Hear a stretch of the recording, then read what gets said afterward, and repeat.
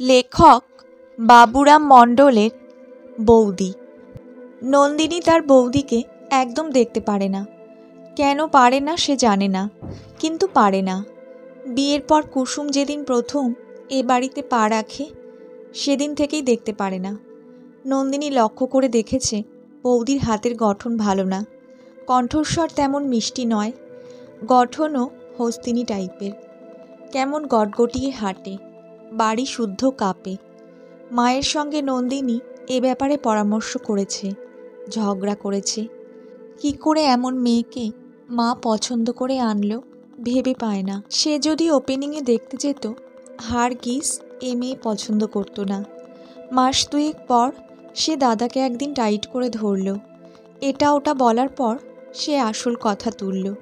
মুখ ভেঙিয়ে বলল, একেবারে ফিদা হয়ে গেলি, যা বলে তাই শুনিস, আমাদের পর করে দিলি, বৌদির কথা ছাড়া এক পাও নড়িস না। অচিন্ত নন্দিনীর কথা কানে তুলল না, পাত্তাও দিল না। বোনেরা এমন দু চারটে কথা বলেই। নন্দিনী রেগে গেল, গলা চড়িয়ে হাত পা নাড়িয়ে বলল, বাড়ির সকলকে ধরে ধরে অপমান করছে, সেটাও বুঝিস না, ভেদুয়া কোথাকার। অচিন্ত বোনের কথায় হাসল। সে সোশিওলজির শিক্ষক, এ কদিনেই কুসুমকে ভালোভাবে চিনেছে, মনের গভীরতা মেপেছে, কথাবার্তা শুনেছে, অসঙ্গতি কিছু পায়নি। হাসি দেখে নন্দিনী আরও ক্ষেপে গেল। তাদের বাড়িতে অন্য বাড়ির মেয়ে এসে এত সুখে থাকবে সে কিছুতেই হজম করতে পারছে না। তার নিজের শাশুড়ি খুব খারাপ, নিজের বর মন মতো হয়নি, নিজের ননদ কুচক্রী, সারা দিন তার নামে মিথ্যে বলে। গোপনে শাশুড়ি তাকে এটা ওটা দেয়, টাকাও দেয়। দাদার কাছে সুবিধে করতে না পেরে সে সরে আসে মায়ের কাছে। মাকে সে অনেকক্ষণ জ্বালাতন করে শেষে বলে, তোমাদের হঠাৎ করে কি হলো বলো তো? এইটুকু একটা পুচকে মেয়ে, তার কাছে সবাই বশ হয়ে গেলে, চাকরি করে বলে তার কাছে বিক্রি হয়ে যেতে হবে।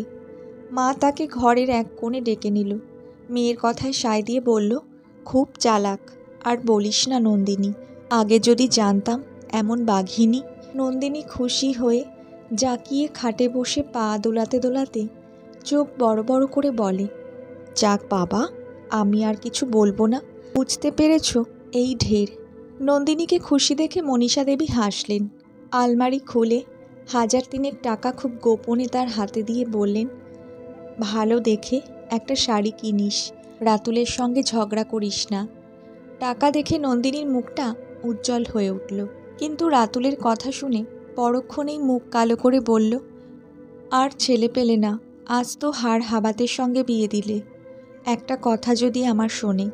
বলেই মায়ের হাত থেকে টাকাটা নিয়ে অতি দ্রুত সঙ্গোপনে ঘর থেকে বেরিয়ে গেল। প্রায় 6 মাস হয়ে গেল। নন্দিনী প্রতি মাসে একবার করে মায়ের কাছে আসে, বৌদির নিন্দে মন্দ করে, শেষে অতি গোপনে মায়ের থেকে টাকা নিয়ে চুপি চুপি ফিরে যায়। আজও এসেছিল, কিন্তু আজ ঘটল অন্য ঘটনা। নন্দিনী বাপের বাড়ি এসে দেখল মা বাড়িতে নেই। ফোনে মা কনফার্ম করেছিল বাড়িতে থাকবে, কিন্তু বেয়াক্কেলের মতো কুন্দপুর তার বাপের বাড়ি চলে গেছে। দিদা নাকি অসুস্থ, হঠাৎ খবর পেয়ে গেছে।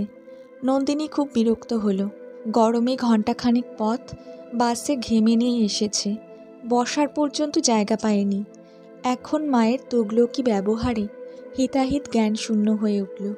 সে একবার ভাবল বাবার ঘরে যাবে, কিন্তু পরক্ষণেই চিন্তা করল গিয়ে লাভ নেই। সারাদিন কাব্য নিয়ে থাকে, জোর করে 4টে কবিতা শোনাবে, শুনতে না চাইলে রাগ করবে। সে দাপাতে দাপাতে কুসুমের ঘরে এলো। কুসুম স্কুলের হাফইয়ারলি পরীক্ষার খাতা দেখছিল। নন্দিনীকে ঘরে ঢুকতে দেখে মুখ না তুলে বলল, একটু বসো, 2টো খাতা বাকি আছে। নন্দিনী চুপ করে বসে রইল, বসে বসে ফুলতে লাগলো। খাতা দেখা শেষ করে কুসুম ননদের কাছে উঠে এসে হেসে বলল, মনীষা একটা প্যাকেট রেখে গেছে, এই নে। বলেই একটি সাদা ছোট খাম নন্দিনীর হাতে দিল। খামখানা সে নিল বটে, কিন্তু মায়ের নাম ধরে বৌদিকে ডাকতে দেখে অত্যন্ত চটে উঠল। আষাঢ়ের মেঘের মতো মুখটা কালো করে ঝাঁজের সঙ্গে বলল, গুরুজনের নাম ধরছ বৌদি? ননদের কথার ধরন দেখে কুসুম হাসল। হাসতে হাসতে বলল, যখন রাগ হয় তখন নাম ধরে ডাকি। তুইও রাগ হলে তোর শাশুড়িকে নাম ধরে ডাকবি। কি বেয়াক্কেলে দেখ, তোকে আসতে বলে বাপের বাড়ি চলে গেল। এ কথাটা যদিও নন্দিনীর মনের মতো, তবুও নন্দিনী খুশি হতে পারল না। গজগজ করতে করতে খাম হাতে বেরিয়ে এলো। পথে নেমে মায়ের উপর তার খুব রাগ হলো। তাকে যে গোপনে খামে টাকা দেওয়া হয়, এটা বৌদিকে জানানোর দরকারটা কি? টাকা দেওয়া কি ফুরিয়ে যাচ্ছিল? তার সম্মানটা কোথায় রইল? এমন বেয়াক্কেলের মতো কাজ করে মা, আবার বৌদির হাতেই দিয়ে গেছে। বয়স হয়েছে, বুদ্ধি হয়নি। বাসে উঠতে যাবে, ঠিক তখনই নন্দিনী দেখল তার মা মনীষা দেবী হনহনিয়ে তার দিকেই আসছে। কাছে এসে একগাল হেসে মনীষা দেবী বললেন, খবর দেবার সময় পাইনি, তোর দিদা বাথরুমে পড়ে গেছিল, বরাত জোরে বেঁচে গেছে। আমি তো ভেবেছিলাম হাত পা ভেঙেছে। নন্দিনী তেতে ছিল। দিদার বাথরুমে পড়ে যাবার খবর তাকে বিচলিত করল না। সে হুঙ্কার দিয়ে পথেই মাকে বলল, বৌদির কাছে তুমি টাকা রেখে গেছো কেন? আমাকে লুকিয়ে টাকা দাও, সেটা জানানোর জন্য? আমার সম্মানটা তুমি এইভাবে নষ্ট করলে? মেয়ের কথা শুনে মনীষা দেবী অবাক।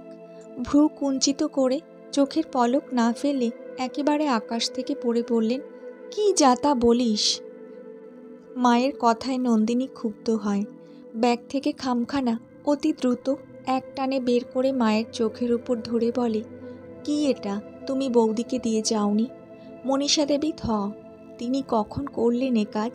করে থাকলে সত্যিই ভুল হয়েছে, কিন্তু তার স্পষ্ট মনে পড়ল এ কাজ তিনি করেননি, বৌমাকে কখনোই খাম দেননি। মনীষা দেবী অতি দ্রুত তার নিজের কাঁধে ঝোলানো ব্যাগখানি হাঁটুর উপর রেখে ঝুঁকে আতিপাতি করে খুঁজতে লাগলেন এবং কিছুক্ষণের মধ্যেই আরেকটি ঠিক ওই রকম খাম বের করে এনে বললেন, এই দেখ, তোকে দেব বলে রেখেছিলাম। বলেই পরক্ষণেই মেয়েকে টানতে টানতে রাস্তার একপাশে নিয়ে চোখটা ভিজিয়ে বললেন, আর ঢেকে কি করব? একটা কথা বলি নন্দিনী, তোকে যে টাকাটা দিই ওটা তোর বৌদি আমাকে দেয়। প্রথম দিনই কুসুম আমাকে শাসন করে বলেছিল, দয়া করে নন্দিনীকে বলবেন না, যদি জিজ্ঞেস করে বলবেন আপনার ছেলের টাকা। আজ তোকে না বলে পারলাম না। বলেই চোখ দুটো আঁচলে মুছলেন। মায়ের কথা শুনে নন্দিনী অনেকক্ষণ ফ্যালফ্যাল করে চেয়ে রইল মায়ের মুখের দিকে। তার বিশ্বাসই হচ্ছিল না বৌদি তাকে এত ভালোবাসে, এত ভালো মানুষ কুসুম। সে অনেকক্ষণ স্তব্ধ হয়ে রইল। অনেকক্ষণ চুপ করে থেকে হঠাৎই কেঁদে ফেলে নন্দিনী বলল, বৌদিকে বলো আর টাকা দিতে হবে না, আর দিতে হবে না। বলেই চোখ মুছতে মুছতে দ্রুত এগিয়ে গেল ভিড় বাসস্ট্যান্ডের কাছে। গল্পটা কেমন লাগলো একটা কমেন্ট করে জানাবেন। আর আপনারা যদি আমার চ্যানেলে নতুন হয়ে থাকেন তাহলে প্লিজ একটা সাবস্ক্রাইব করে দেবেন। ধন্যবাদ।